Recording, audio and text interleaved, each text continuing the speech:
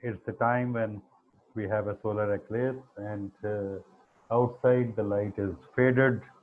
And thank you very much for joining in here, uh, leaving all the sort of like interesting things that's happening on the TV and elsewhere, right?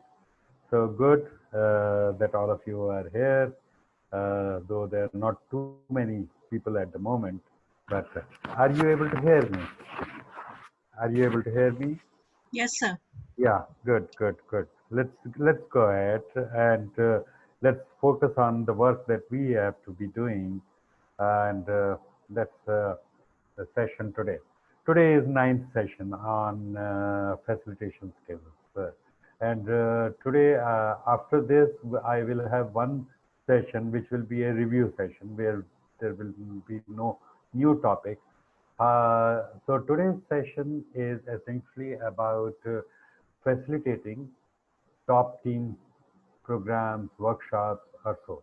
So that's a fairly challenging thing. First of all, when you are dealing with the top team of the organization, uh, you really, unless you are a very expert in an area or so, you are not going to be, in fact, giving them knowledge. In fact, the basic work that you do there is essentially facilitation. So we will be looking at this, facilitating top teams. Now the word top team, sometimes we start conjuring up in our mind that there's a big organization and the top team is there, and very high profile people, etc. And some of you may be like wonder struck or awe struck. अरे हम कैसे करेंगे नहीं ऐसा मत सोचिए. Let's I'm sure that in your work at some point of time or the other you will have to be handling such sort of top teams. So I would in fact in today's session like to sort of look at the challenges and of handling a top team, and also work out some of the guidelines on how to handle such a situation, what is required to be done, and how you should really go about it.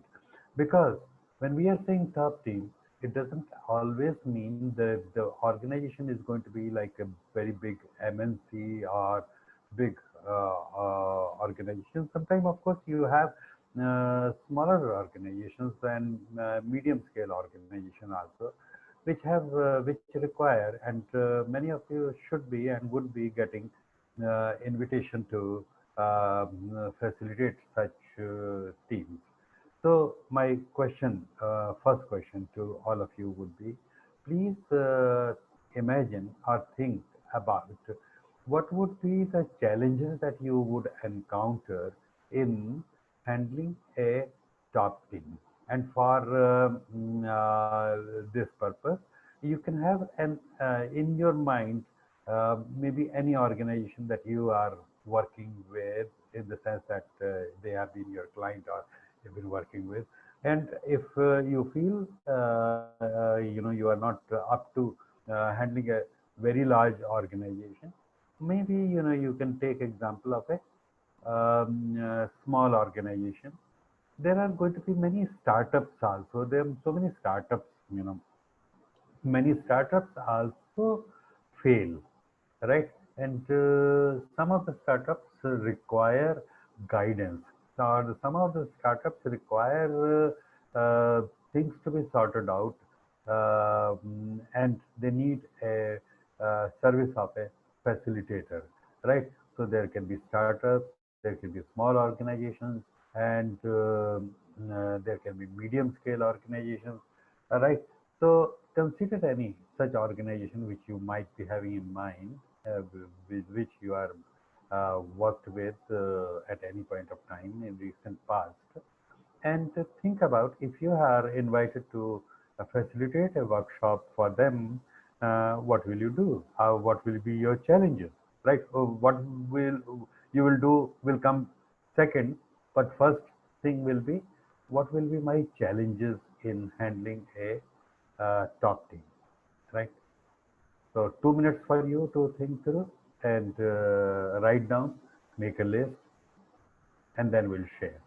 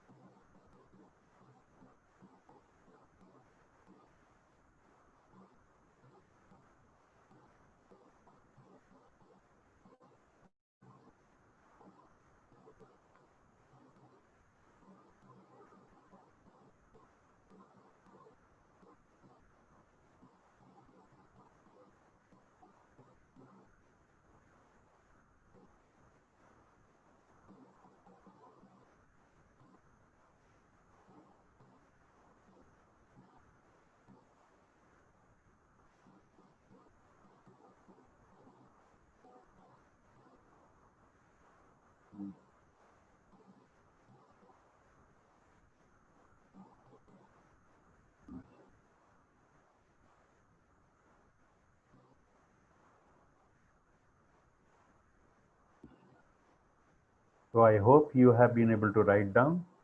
So one by one, all of you, please share the challenges in handling a top team. You can unmute yourself and speak up.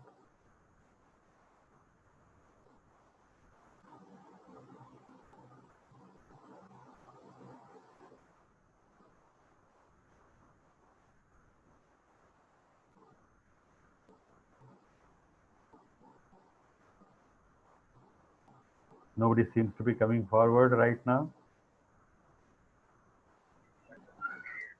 Yeah. Good afternoon, sir. Gina here. Gina, yeah, please go ahead, Gina. Sir, just one thing came into my mind. Would budget be one of the challenges Okay. when it comes to startup companies? Because the budget would be limited when it comes to training requirements. Okay. Because they are yet to start off. Plus, at the same time, since they are new in the business, they should be able to do a lot of research in terms of their marketing Okay. to come up with the requirement of their product. Okay. And accordingly they can generate the requirement in the market as well. So Correct. that knowledge, I believe, experience also counts. Unless and until they may have experienced people at the top level, but then the lower level, which is mostly the people who would be producing the product, may be new, because budget is, I believe budget is probably the foundation. On the basis of budget, they would come up with the experienced lot, or middle level experience, or low level experience. Okay, fine. So when I'm training them, I need to know all of these details. I need to know their background, and I need to also be flexible in the budget, in my budget as well. What am I going to charge them?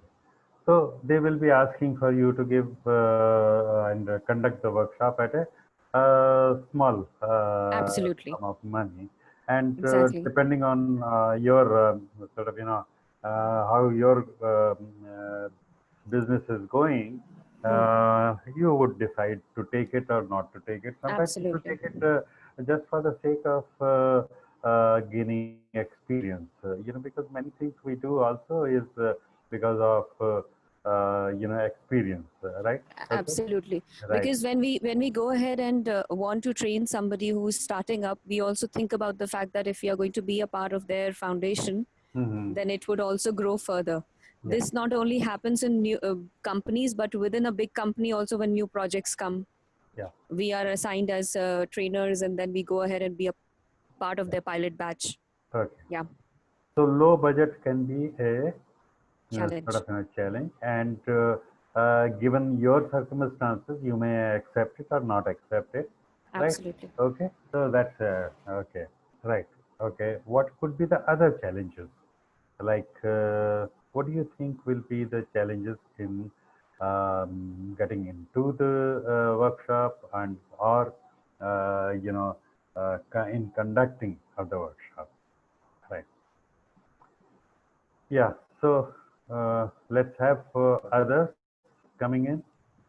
Yeah. Please. Yeah. Morning, Arpita. sir. Arpita. So one challenge I remember, because I mostly do workshops in-house, but I've done one or two outside. So the challenge I saw was that with a mixed crowd, one is the pre-information about these participants is often very basic, and just a designation of few details are given. And when I conducted the workshop, I realized many are already well versed with the topic, but it's just that syndrome that once a participant, always a participant, and companies tend to shove them only to the session. I found that very awkward, that I'm repeating things that they know, so I turned them around into an expert in the workshop. But the takeaway I feel is less in these cases, and also how to follow up later, that the practice is happening. These are the two challenges. Okay.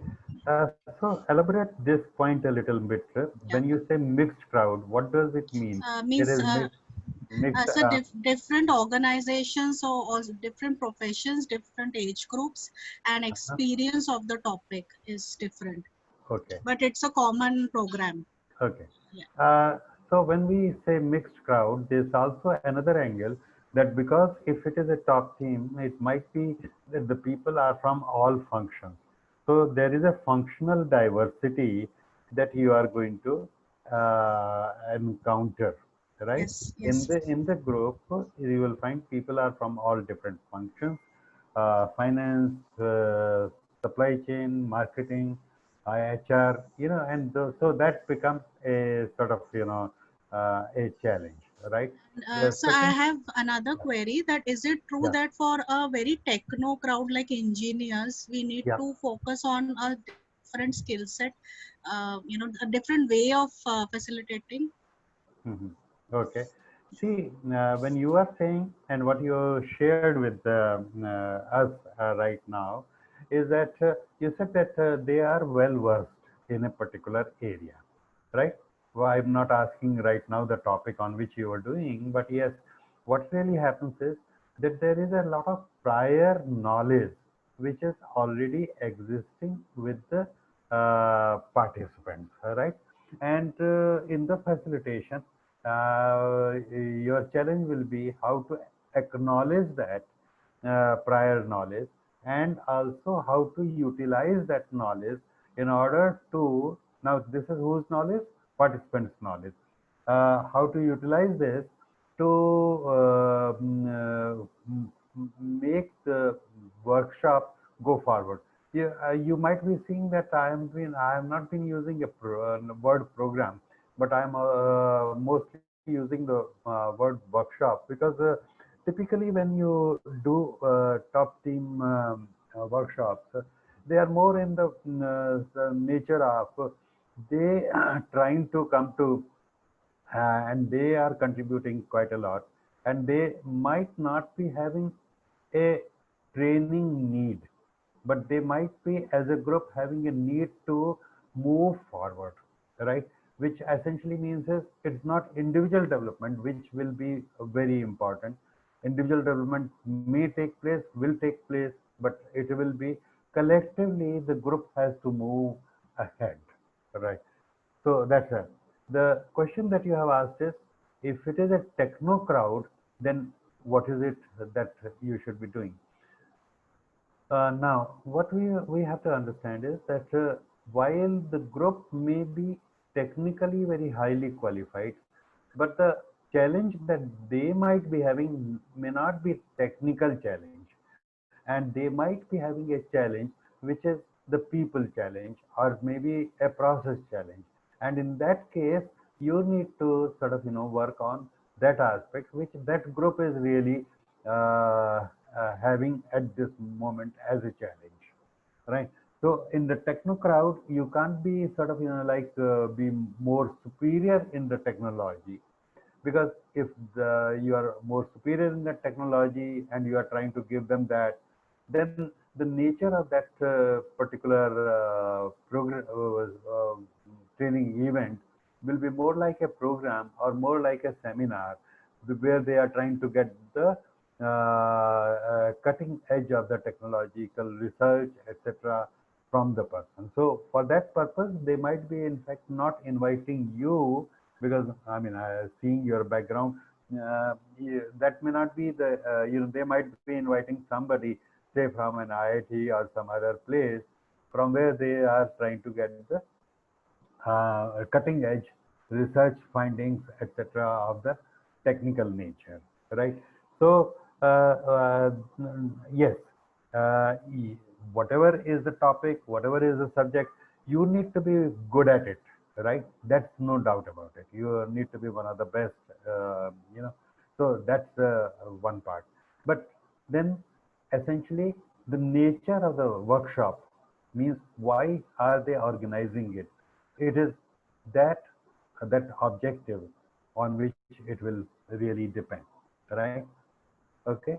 So yes, others. Yes, Neha from Delhi, and also we have Neha from Bombay, Neha Karia. Yeah. Any one of you? Yeah. Yes. Go ahead. Yeah, sir, this is Neha Karya. Yeah. Sir, actually, I missed out on the question. I joined in a little late. Okay. The question that I had posed was, and the topic of today is facilitating top teams. So, in case there is your task is to conduct a workshop for the top team of an organization, what are the challenges that you might be facing? Because then we can start looking at it, what could be the way to handle all those challenges and how to really go about it. Right, sir. Right, sir. Right. Sir, as per my experience, I have observed that certain people are very rigid. Okay. They do not wish to have a different perception sometimes. Yeah.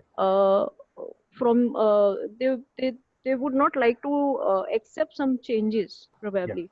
Yeah. Okay. So let's look at it that you're very good. You have said that people are rigid, they don't want to change, and there is a strong resistance to change. And therefore, if they feel that you are trying to change them, uh, they won't like to. Why? Now let's look at it.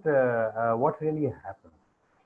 See, most of the people who are in the top team are the people who are very highly successful in their own profession, in their own area, and they have reached the at that level. And therefore, one of the problems that we do have is a very strong ego. So when they have a strong ego, they essentially seem to think that they know everything, right? And because they know everything, therefore, that rigidity in the thinking really comes in. And once Right. that rigidity is there in the thinking, there is a resistance to change. Why the hell should we change? And particularly, like if the organization is doing quite well, in that situations, they are actually not ready to listen. हम Right. क्यों कर रहे हैं? Why should we really go ahead and make a change? Everything is going fine, so etc. So there are a number of such excuses which are there, and so we do find a strong resistance to change collectively as well as individually also. So Right. resistance to change is there, and that is a big sort of challenge, right? Very good point you have brought out, right? Okay, Thank you, sir. right. Okay, another person. Yes, Abhay, Neelam here. yeah, I'd please. like to ask. Yeah, go ahead.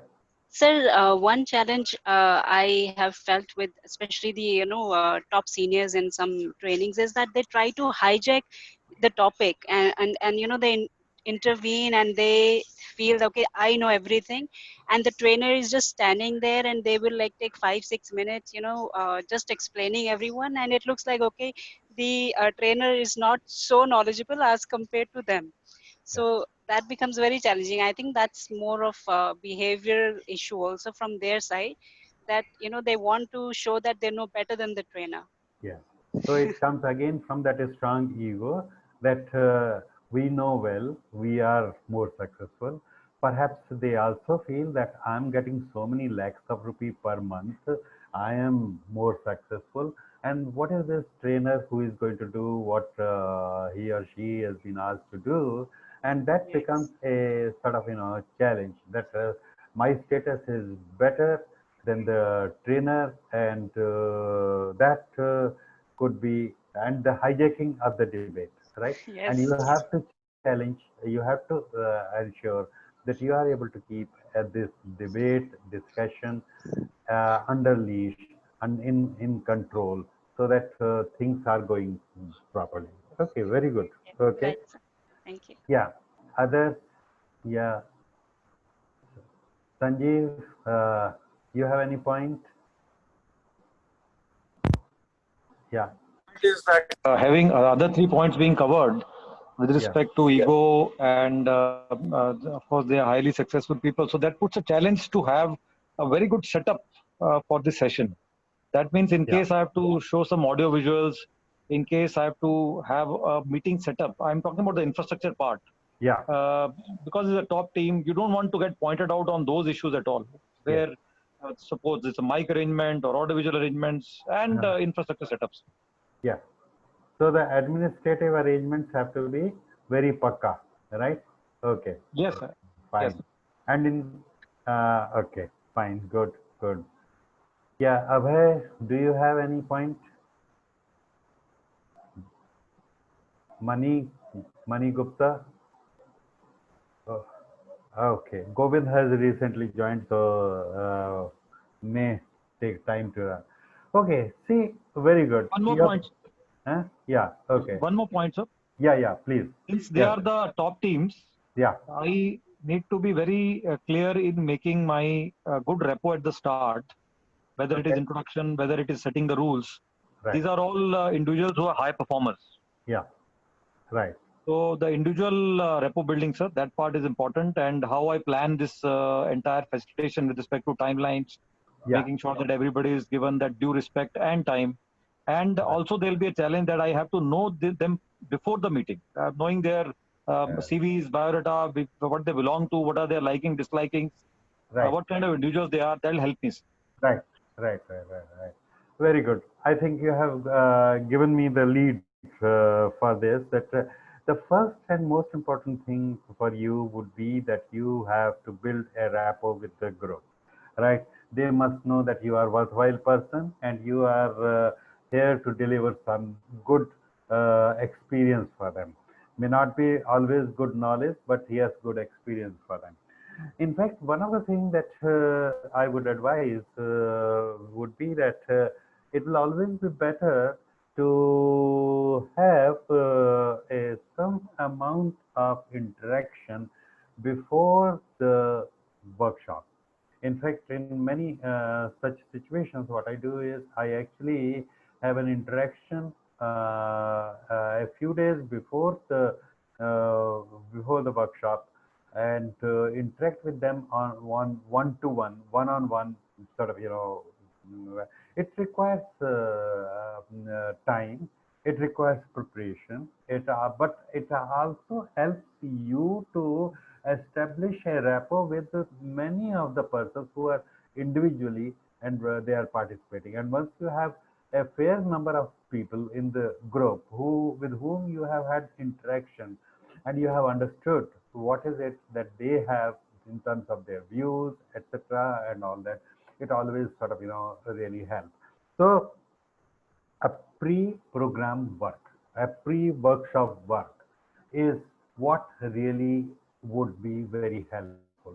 And essentially, in those meetings, many of them would be sort of convinced that here is a person who perhaps can do something, and they start sort of trusting you, and you build up a credibility with some of the participants.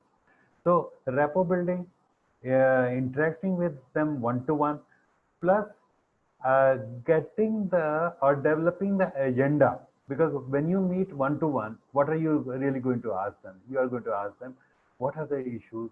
What is it that we should really cover in the workshop? What is it could be the challenge in terms of why are we doing the workshop? Let's understand why are people doing the workshop, top-team workshop. Let me share with you. There can be many reasons why they are doing it. Number one, most of the organizations, they initiate and they begin once in a year type of sort of workshop where all the top team will be interacting, meeting everyone, right? They say हमारा ये मतलब कि एक breakout है and we should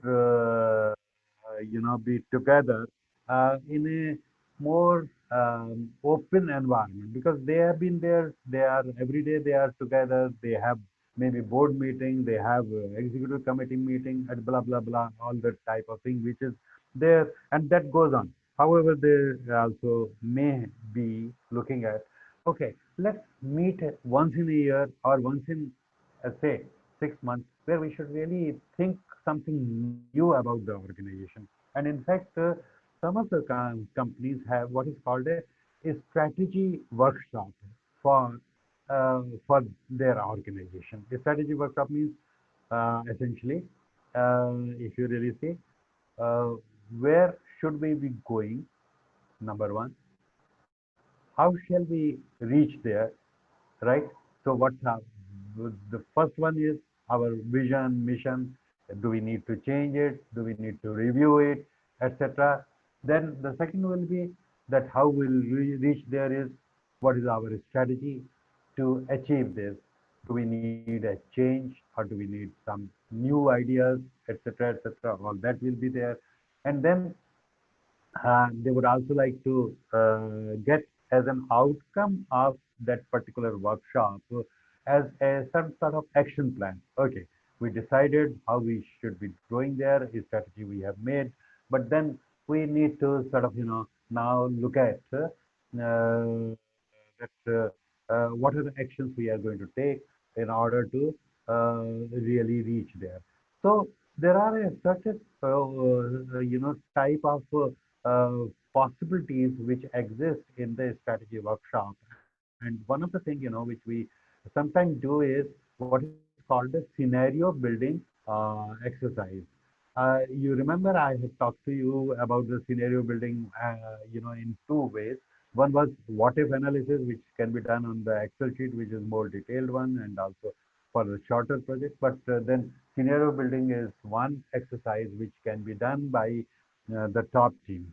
And uh, some of the organizations keep doing this as an exercise repeatedly. In fact, the first time this came to the knowledge of people in general was from in somewhere in 1972, when there was an article in Harvard Business Review where this scenario building exercises were being done by a company called Shell.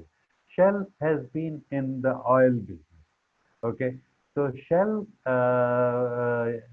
used to do this scenario building every year. So can I share this? This is actually very well recorded in the literature, but also from where the whole issue of scenario building exercises came in. What really happened was that if you know the economic history of last 50 years, then you would find that in 1972, in the oil industry, there was a big shock which had come, and that was what is called the oil shock, right?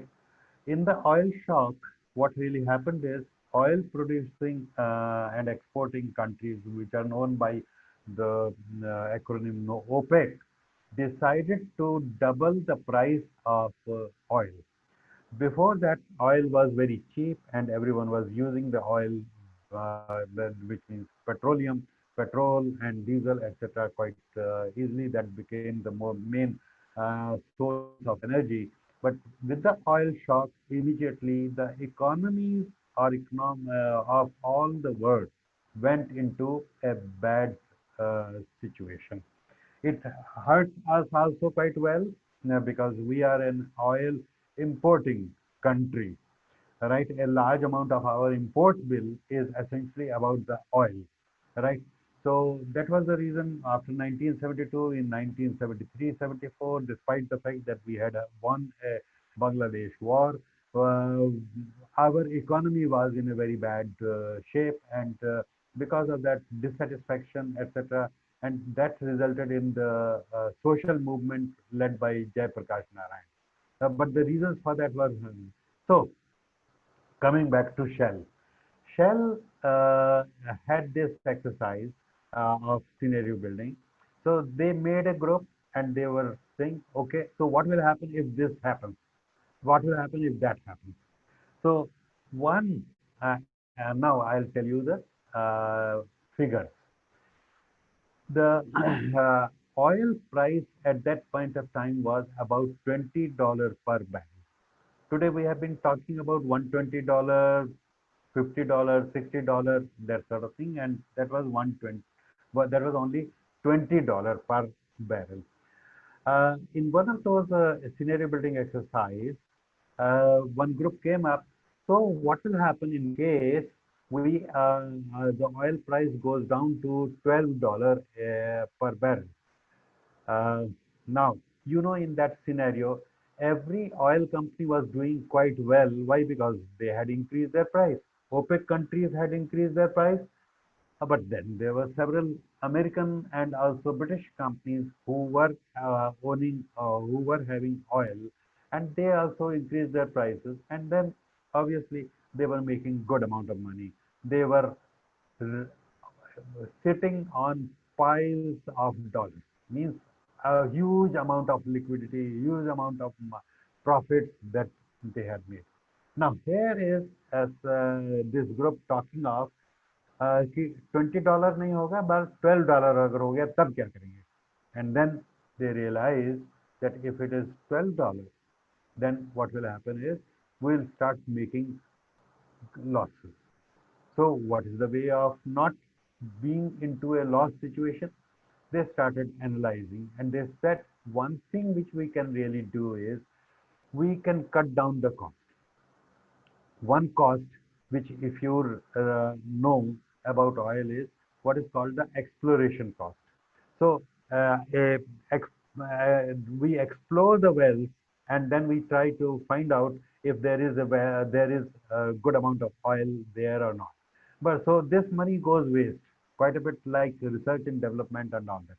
However, having spent this money, when we find the oil well, we start producing oil or digging out or taking the oil out. Then what happens is that there is a term which is called amortization. That the money spent on this oil exploration is amortized on the production, which means, and at this point of time, $6 per barrel was the amortization cost. $6 out of $20, $6 has gone towards the cost of exploring, which was done before you start producing the oil, right? Now they started looking at the exploration costs can be reduced or not reduced, and they came up with methods by which exploration costs can actually be reduced from $6 to $2. Now, what happened? They said, do we wait for the economy to go down and wait for the time when this will be $12, or can we implement it straight away? Now, what happened? They went ahead and implemented that action plan. Their exploration cost went down like anything, and the amount of profit margin that they were making was much more than the competitors. And lo and behold, after a few years, actually the oil price went down to about 12 or $10. At that point of time, all other oil companies were making huge losses, but Shell was making very good profit, right? Why? Because they had reduced the costs substantially. So this sort of scenario building exercise has become a part of regular exercises which some of the organizations do. And for that scenario building exercise also, for the strategy revisiting the strategy, revisiting the mission and vision, people do have an annual sort of, workshop. In I worked for NTPC, we used to have it. All our directors will go away once they had gone to Andaman and Nicobar to conduct this 2-day workshop and all that. And one of our, senior member of ISTD, which is Dr. Atreya, he was generally the facilitator for such workshops, right? Now, Dr. Dr. M.B. Atreya, he is a fellow of ISTD and also a renowned say management consultant, right? So now, by no means, Dr. Atreya is a power specialist. Means NTPC can generate power, but he is not the power engineer. He did his DBA from Harvard Business School. He was teaching at IIM Calcutta, and now for several years he has been independent sort of person.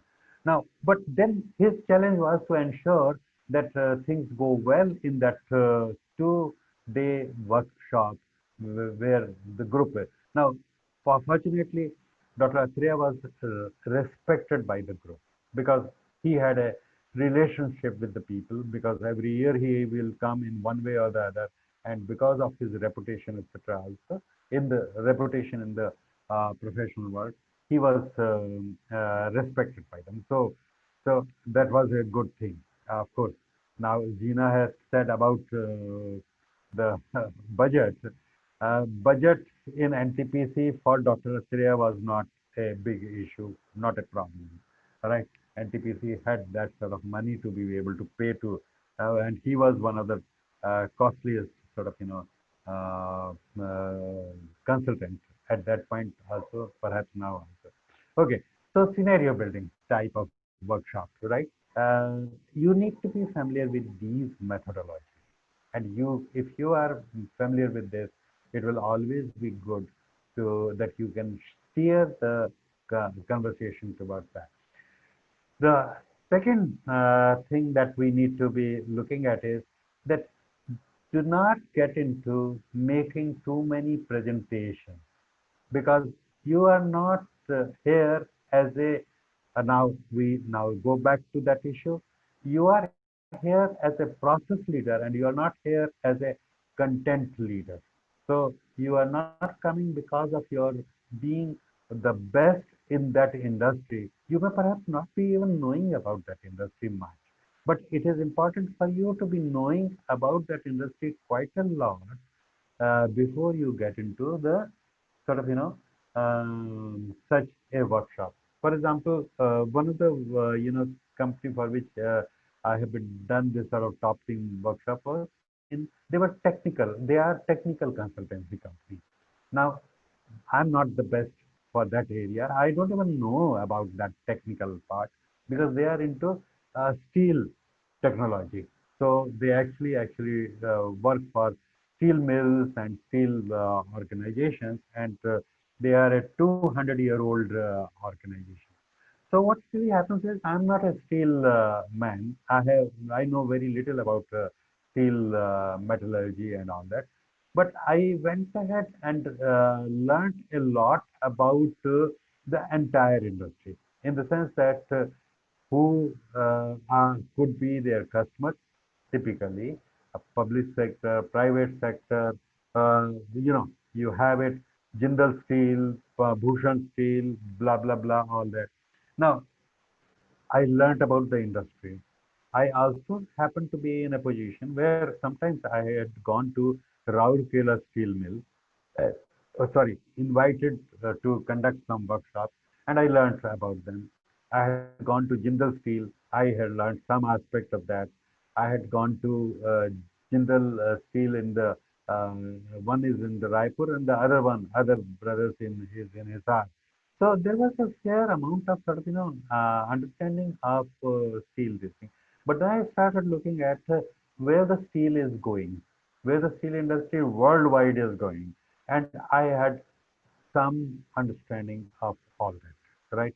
So it's very important to learn about the company per se. So you ask them about the literature about the from the company. There may be some brochures available.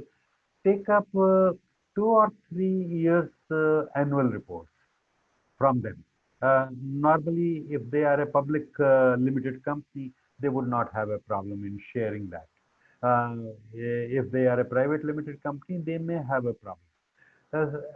Despite the fact that you are an L&D person, try to make sense of how that company is doing, right? So learn about the company, analyze the company, and try to see in the in the annual report there will be CEOs or chairman's say speech, etc. All that, and from there you can learn a lot, right? What are the things? How are they really, finding the challenges? What do you think are the profit margins? Where do you think they have a problem, etc. Yeah, Gina, go ahead. You have raised your hand. Yeah.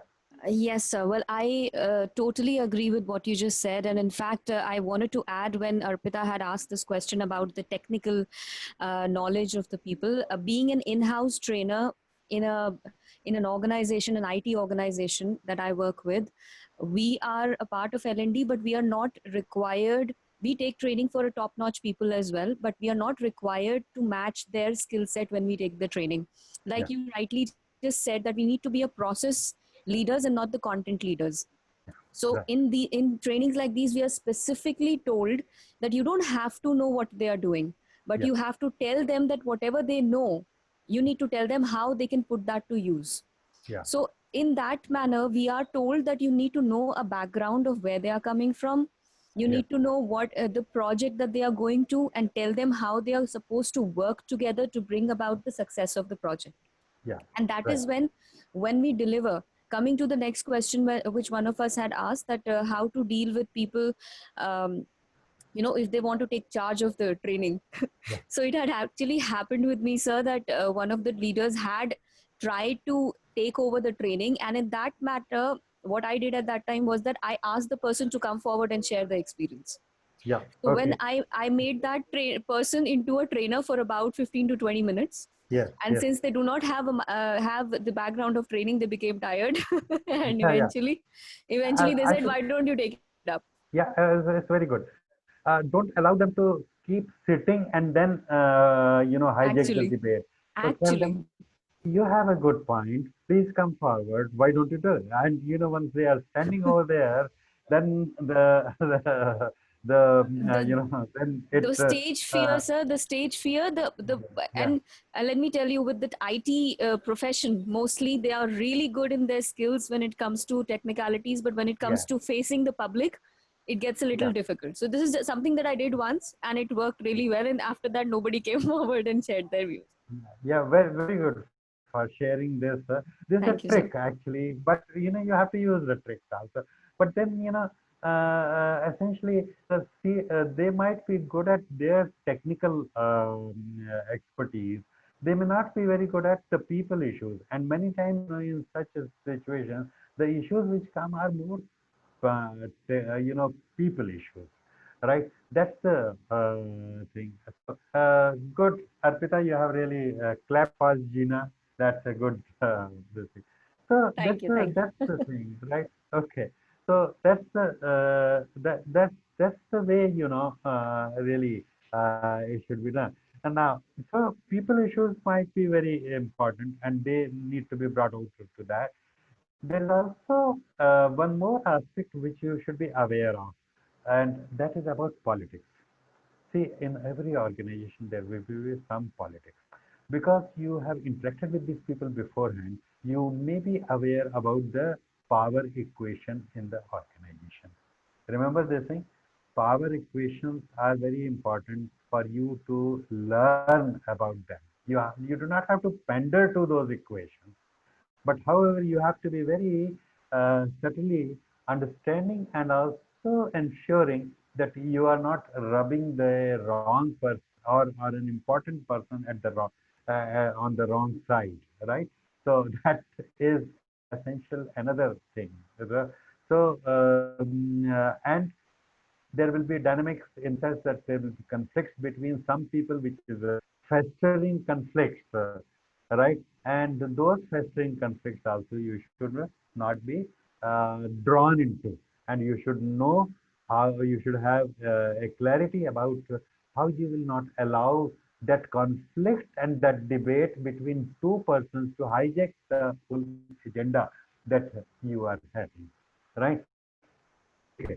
So, and now see, the challenge for a freelance trainer like me is that one day I am, in a steel industry type of situation, and then the next week I may be in a banking situation. Now I need to know about banks also. Now I'm not very good at banking, but I have done work for uh, mm, uh, okay.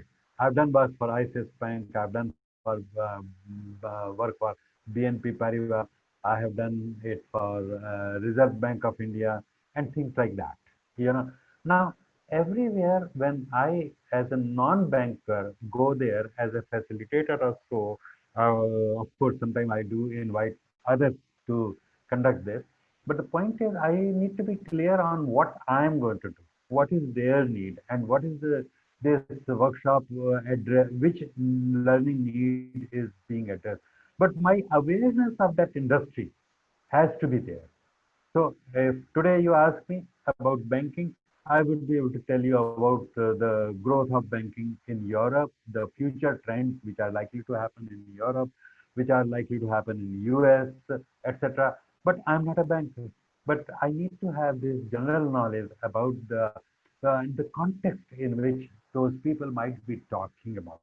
So tomorrow I'm invited to an FMCG company. Okay, we have done work for FMCG, then the things will be quite totally different, right? So there is this whole issue of preparation for you. That is why many times you will say कि भाई ये जो top team के जो workshop होती है इसमें बड़ा ज़्यादा लोग फीस लेते हैं, तो वो फीस लेते हैं क्योंकि प्रिपरेशन उसके लिए बहुत ज़्यादा करनी पड़ती है और इसीलिए क्या कहते हैं वो है। और उसके अलावा अब कम फीस लोगे तो वो सोचेंगे कि शायद आपको इतना कुछ आता नहीं है, तो फीस थोड़ा ज़्यादा रखनी चाहिए। Of course you should be aware of if they are trying to put you down to a very low level, then then it depends on what Gina had initially said कि budget का issue हो तो वो आप depend करता है कि आप क्यों कर रहे हो। Of course you might be required to do this sort of top team workshop for even non-profit organizations, and many of the non-profit organizations would not be having those budgets, right?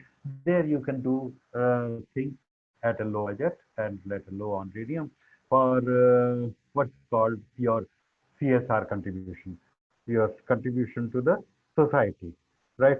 Corporate social responsibility, आपकी भी corporate social responsibility कुछ है तो आप भी वो करो, contribute करो, तो ऐसा होगा, right? So I was telling you about the politics. I was telling you about the dynamics which happens in the group. I was also cautioning you about the uh, say who are the real power in that organization. You need to steer the discussion in a manner that they actually do not get offended. However, now we have to come to the challenge. If suppose there is a problem which is right at the top, we say the bottleneck is always at the top, isn't it? So if there is a problem at the top, you need to develop and be clear about how you are going to let the top men or the top one or two people be ready to accept the feedback and may allow an open environment in the workshop. See, one of the big issue that happens is that sometimes if there is a highly centralized sort of way of working in the organization, you may find that the people don't open up in the workshop. workshop. They don't open up in the workshop. This will create a problem, right? Now, I'll give you an example. We had to do this workshop. I had a discussion before the workshop with the MD because MD wanted to know कि भाई होगा क्या. So I went ahead and he said, okay, I have only half an hour at the most for the discussion. So I went right there in the 9 o'clock for the discussion, right? And he had slotted only 30 minutes for me. We went ahead. We discussed. He gave me a particular sort of, case study, and the case study was of Canon. I was familiar with that. I was familiar with the Nokia case study and others also. So he said, "This is what I really want you to handle." So I said, "Yes, I am aware. So that's very good. If you want me to handle this case study, I'll do that. I'll include that." However, think of it that that 30 minutes actually went on to 90 minutes. So I had a detailed discussion with that person. In that 90 minutes, I also told him how the things will go, and I also cautioned him not to intervene at certain points of time, right?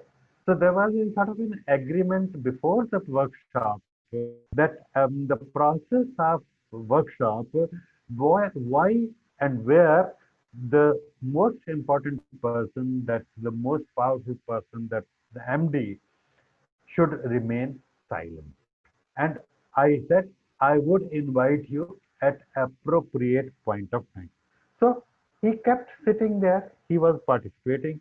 I was also involving him once in a while, but he was not coming forward, reacting to anybody's opinion. Now, they were all reporting to him directly or indirectly or so. But because I had this agreement with the MD, you will not speak up unless I call you, right? So we were able to ensure that it remained, I created an open environment, and in the open environment, people felt quite free. They made their opinion, or they raised their, or gave. I process those opinions. Let's be very clear. I process those opinions. At certain points of time, I did invite MD with a very specific questions, etc., so that his intervention, his comments were meaningful, useful, and would make the things, make the workshop progress, right?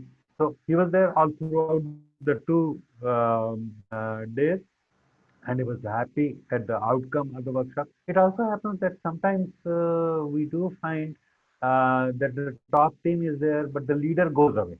This happened once with in Shimla.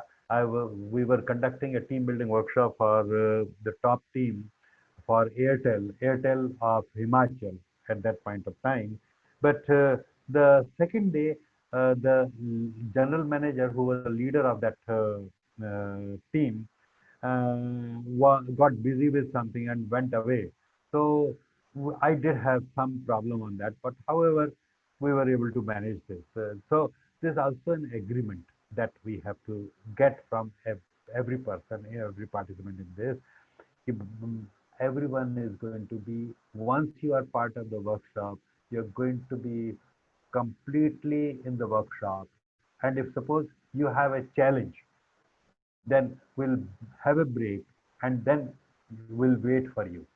Will not do anything. And this is where one of the other issue which comes in terms of administrative arrangement.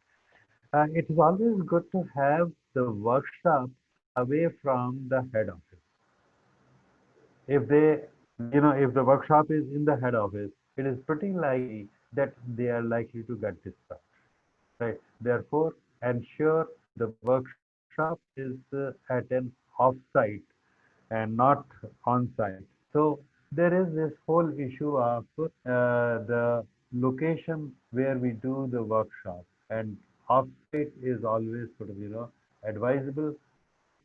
Usually for such workshops, uh, we normally discourage spouses to be coming to that location, right?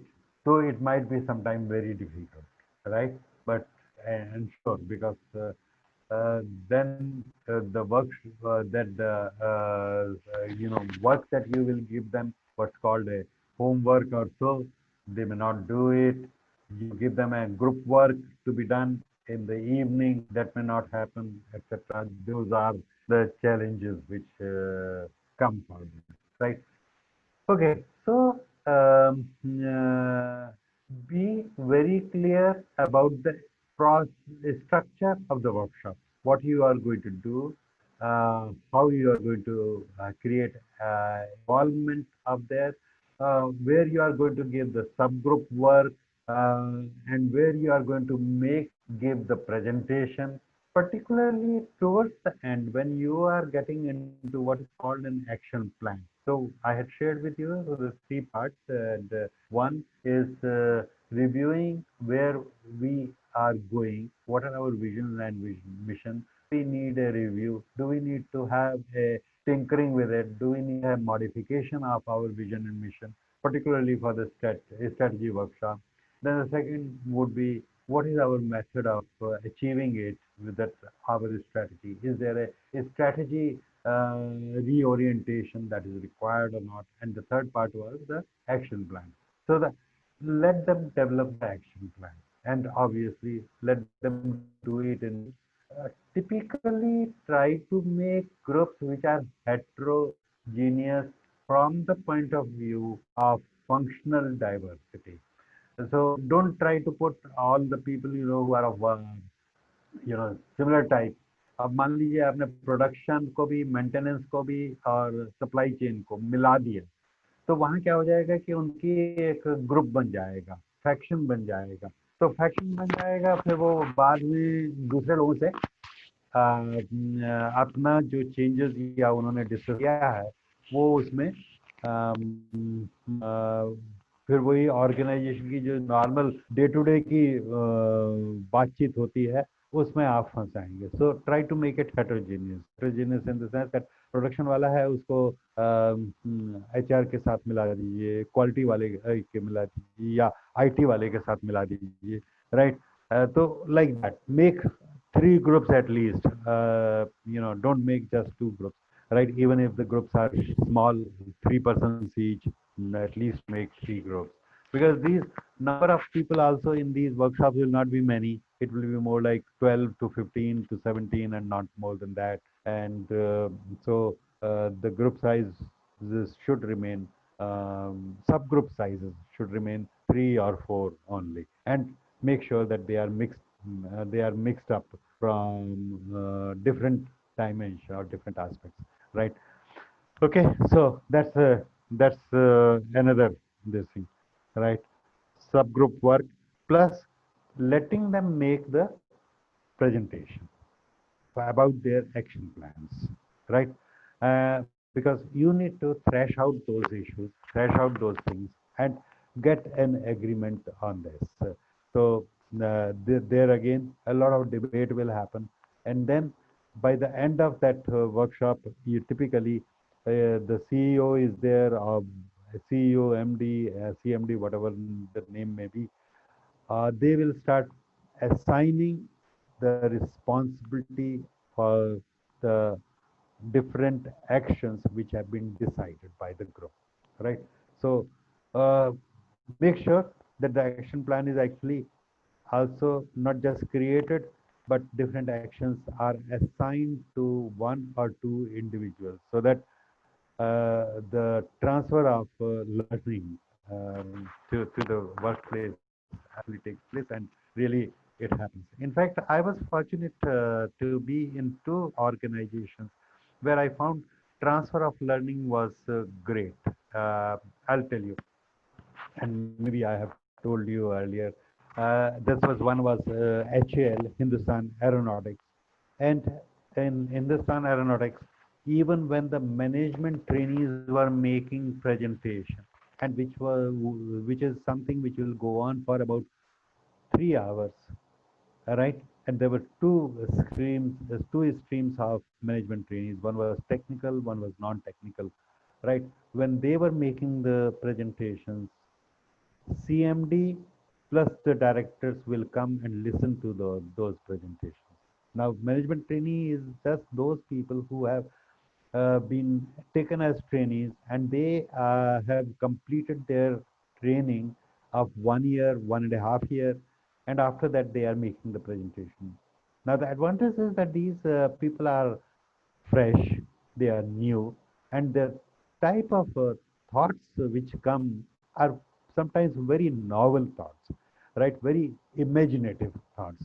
And the CMD used to say that I'm going to listen to you because I need those new ideas, the fresh ideas, which can come from the young people only. So they used to be there listening to those ideas.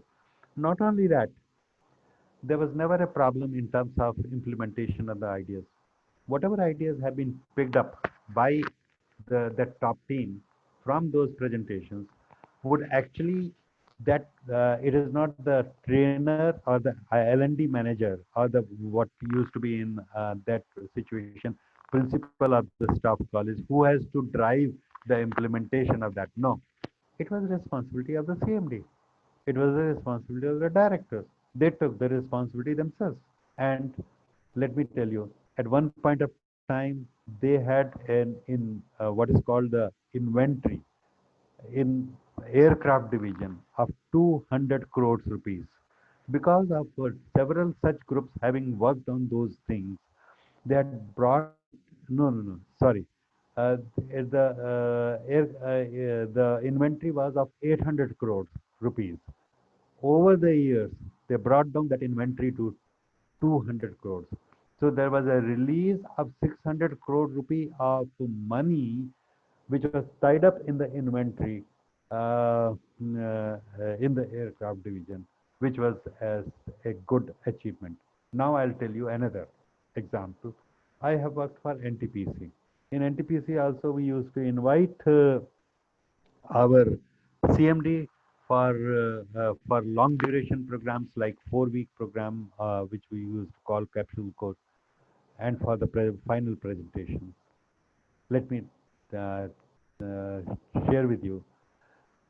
This is CMD would always come, and CMD plus his director team will come. Plus also after the presentations are over, they will actually sit in our what is called the Power Management Institute in another room or maybe in the same room, and the participants will go away, and then we as trainers will not be participating in that. They will be having their own meeting, and they will be now crystallizing which were the ideas which are good, which were good in these presentations, and what is it that we will be doing. So they used to have another, 3 hours of presentations by the participants, and then 2 hours of discussion by the directors, right? Now, this was not board of directors, but the functional directors, right?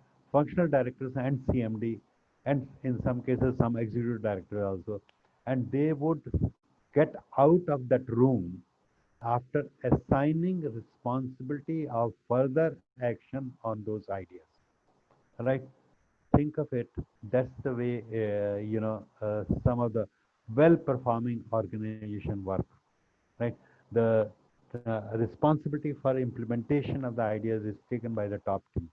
Now, this is another thing which you need to have an agreement with the top team of the people, top of your client organization.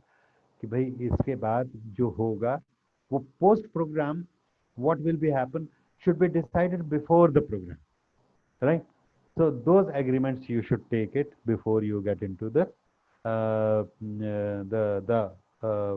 workshop, right? Okay, so these are some of my thoughts and ideas on how to really handle a top team workshop. Of course, every top team, every company presents a very different situation, and there are different challenges. Some of these things would help you. You might have to invent many of the things yourself, and and tackle and come forward and do something innovatively, right? Uh, there is a need for such workshops to be conducted. There is also opportunity that should be available to you, and you, I am sure that you would carry forward and handle such assignments quite well. Okay, so I would like to conclude here and would like to take some questions and some comments here. Yeah.